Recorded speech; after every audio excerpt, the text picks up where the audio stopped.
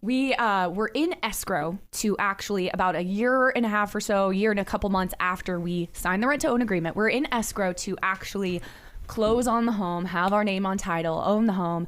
And I don't know why, we both just really felt in our hearts like we're supposed to put the home on the market and sell it. And we didn't, it didn't make any sense because we really liked it there. And our plan was to live there for a few more years and then sell it and buy something else or keep it as a rental. It made no sense to do that, honestly. It was a 3-bed, 2-bath, 1,700 square foot home, 2-car garage on a great lot with a back patio. I mean, when you're our age, what else is there? You know, what else is there? Payment, interest rate, all of that was good.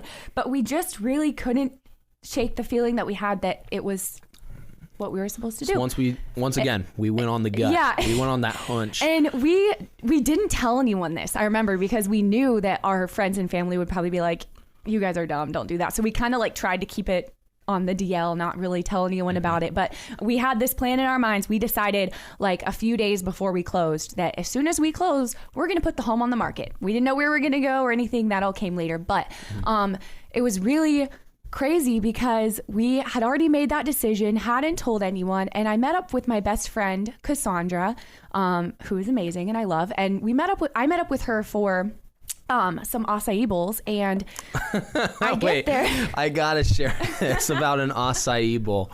We lived in Northeast Salem. There's a Jamba Juice about a half mile away. I walk in there one day with Mariah, and they know her. And I'm like, how do you know my wife? Oh, do you want your usual acai bowl? She literally got an acai bowl like every day. She was the usual. If you go to coffee every day at the same place, they usually know your name. That was Mariah at this Jamba Juice. I was completely unaware of this for probably over a year now.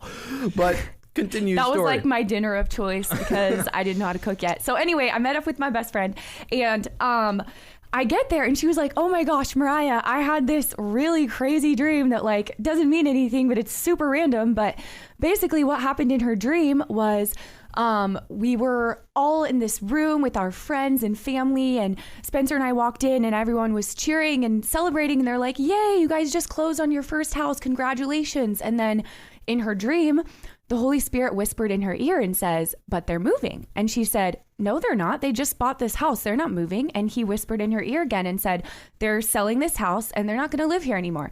And when she told me that, I like started crying. So I was like, oh my gosh, that's the confirmation we needed, because we both felt in our hearts that we were supposed to move, but it just didn't make any sense. You question why. yourself. You're and we hadn't told anyone. She had no clue or no way to know that. And unbelievable. Yeah, you can't make that up.